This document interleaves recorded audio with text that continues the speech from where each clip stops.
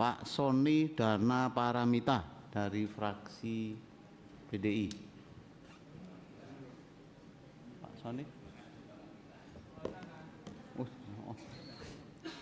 Silakan Pak. Cek. Saya kira karena penyeimbang terus nggak bunyi. Baik, bismillahirrahmanirrahim. Assalamualaikum warahmatullahi wabarakatuh.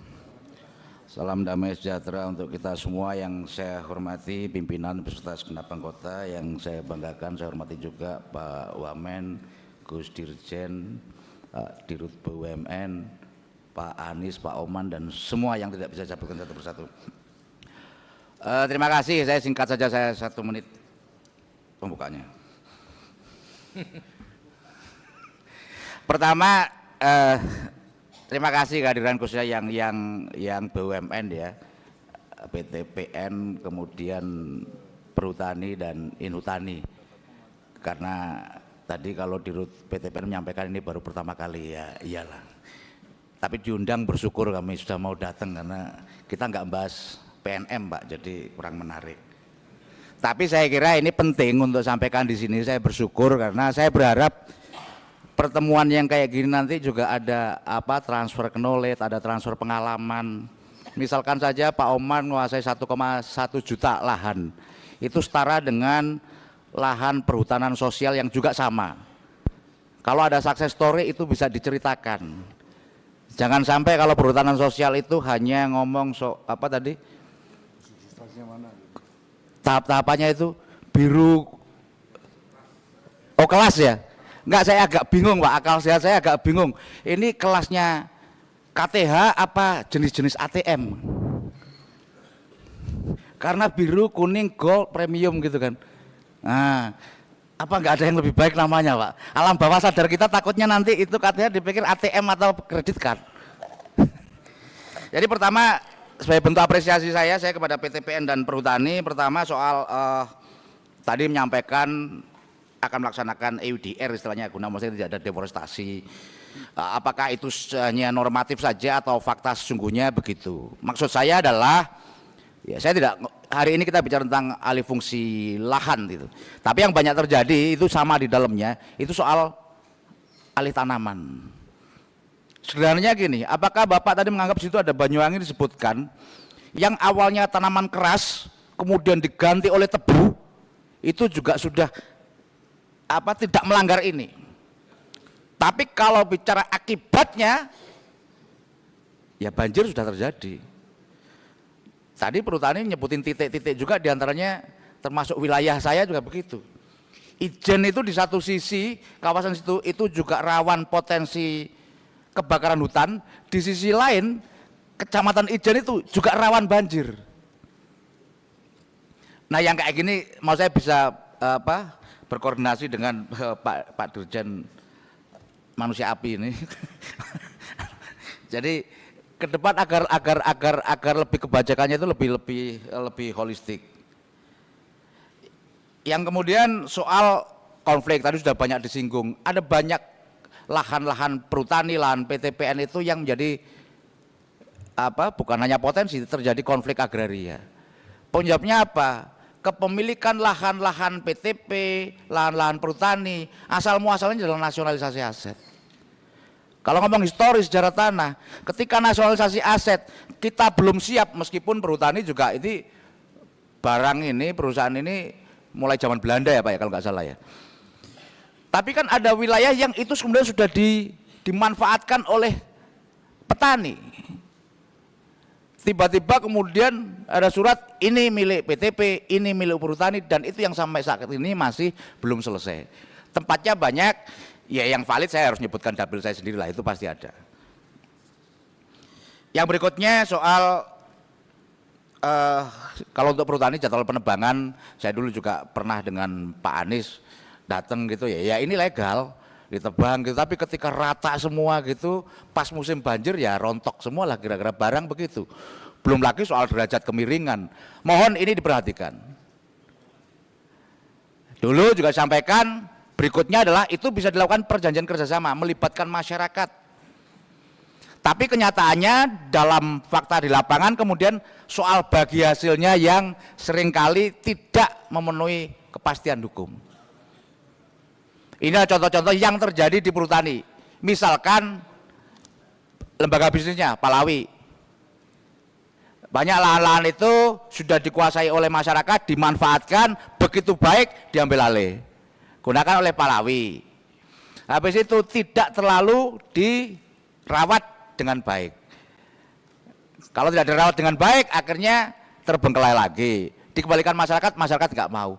Tolong ini kebijakannya coba dirumuskan dengan baik, Pak. Karena kalau tidak seperti itu, kasihan masyarakat itu sudah mengupayakan ini jadi destinasi, mereka juga jaga agar alamnya lestari, tapi setelah tahu Palawi ya udah kontraknya hanya 5 tahun dan tidak bisa diperpanjang kembali, kalau nggak salah begitu, Pak. Nah, kebijakan itu yang harus diubah. Berikutnya terkait dengan perhutani, saya sudah sampaikan ketika di Pasuruan, saya mohon atensinya, Pak, karena soal keinginan untuk nambah PNBP oleh salah satu ADM Bapak itu menginspirasi dalam tanda petik masyarakat untuk melakukan babat dan diganti sama kopi. Dan celakanya yang dimobilisasi bukan masyarakat sekitar, tapi masyarakat lain. Jadi konsep masyarakat sekitar sebagai bagian dari jagawana akhirnya hilang. Tapi kayaknya sudah disampaikan oleh Bapak kepada anak buahnya itu, respon anak buahnya adalah melakukan kegiatan pembibitan dengan Forpimda. Saya nggak tahu ini serius atau dalam rangka menakut-nakuti warga yang kritis. Karena jangan sampai kemudian ada laporan ikut melakukan pembabatan dan sebagainya. Titiknya itu saya sudah pernah sampaikan di Kecamatan Songgon. Makanya nanti menyimpang dikit ke Kementerian Kehutanan. Tadi katanya dalam rangka pengawasan dan penegakan hukum menggunakan drone, menggunakan citra satelit sebagai bagian dari early warning system. Nanti ketika jawab tolong ada demo, Pak, di sini. Sampaikan, tunjukkan Banyuwangi itu kok tiba-tiba ada yang botak banget itu kalau lihat dari pesawat itu karena apa sih? Itu bentengnya tsunami, Pak. Sama yang di sekitar Leader situ. Jadi mohon nanti ada. Kalau itu nggak bisa hari ini berarti ya bukan early warning system.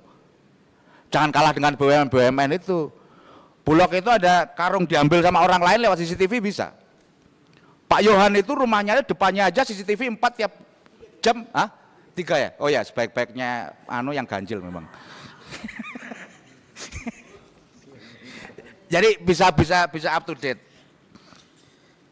Lain lagi soal tumpang tindih penguasaan, saya kira itu tadi soal konflik-konflik agraria dan alih fungsi lahan, dan saya harap terkait dengan alih fungsi lahan jangan yang disalahkan masyarakat terus. Ada masyarakat yang salah, tapi kriminalisasi seringkali terjadi masyarakat. Tadi sudah disinggung soal masyarakat adat dan sebagainya. Dan sekarang khusus ke kehutanan, pertanyaan saya pertama adalah tentang satu data Kementerian Kehutanan. Sudah jadi apa belum itu? Mohon interaktif bentar. Sudah selesai belum, Pak Wamen? Sudah ya? Saya takutnya kalau belum selesai kan ya gimana kita mau merumuskan kebijakan. Yang kedua, sekali lagi akal sehat saya agak tertawa kalau Pak Wamen menyampaikan paparan menceritakan hebatnya Satgas PKH. Kenapa saya agak tertawa? Menurut saya Satgas PKH dibentuk karena ketidakmampuan kementerian sektoral menyelesaikan masalahnya. Jadi semakin ini diceritakan berarti semakin meyakinkan bahwa kementerian sektoral tidak mampu. Ya bagian dari laporan boleh, tapi sekali lagi semakin banyak dia berhasil menurut saya, oh berarti dulu nggak ngapa-ngapain nih Kementerian Kehutanan. Yang berikutnya soal Satgas PKH tadi sampaikan hanya untuk administrasi. Apa ruangnya kurang? Apakah yang digunakan oleh Kementerian Kehutanan dalam menjaga hutan ini kurang dilindungi oleh undang-undang? Nah, saya kira momentumnya tepat karena kita akan membuat undang-undang yang baru. Saya kira itu nanti perlu dimasukkan. Yang ketiga, kalau bicara tentang hutan, saat ini kawasan hutan yang konversi dan hutan lindung luasnya 56.774.179 hektar.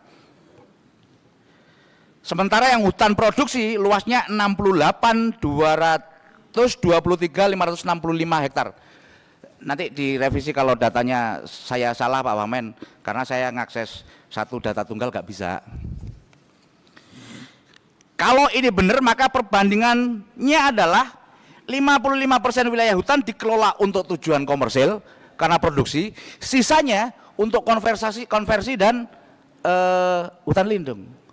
Padahal keduanya berbeda, satunya untuk kepentingan ekologis, satunya lebih pada ekonomis.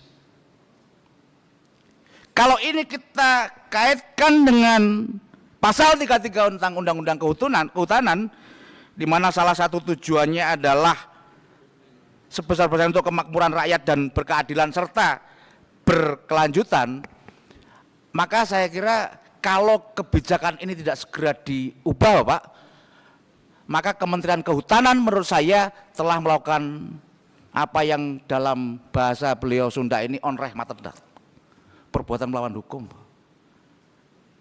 karena sudah tidak sesuai dengan tujuannya. Kalau dalam kesimpulan rapat tanggal 4 Desember misalkan soal penebangan kita moratorium, apakah berhenti sampai moratorium saja, apakah kita akan memberikan sanksi pada perusahaan-perusahaan yang secara jelas telah melakukan pengerusakan hutan. Di forum seperti ini dulu Pak Darori sebagai ahlinya kehutanan pernah menyampaikan, dengan Undang-Undang nomor 18 2013 yang diubah oleh Undang Cipta, itu bisa kena. Begitu kata Al-Mukarram, kan betul ya Pak? Nah kenapa itu kami masih belum melihat itu terjadi?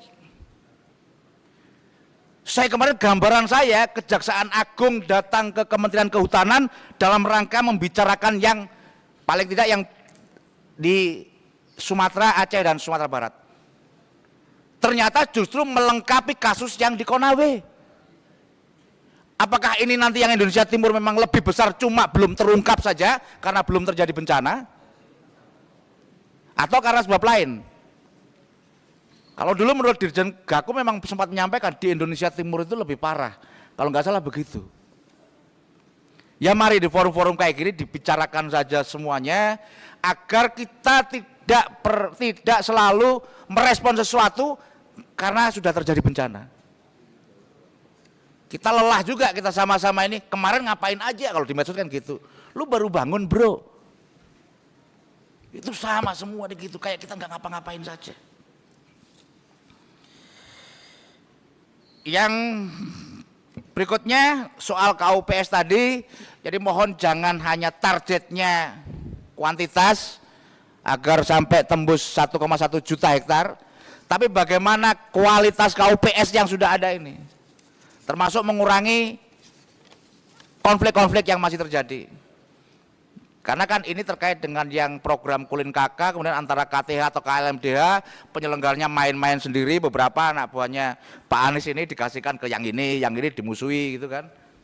Akhirnya kita ikut terlibat berantem juga dengan perhutani.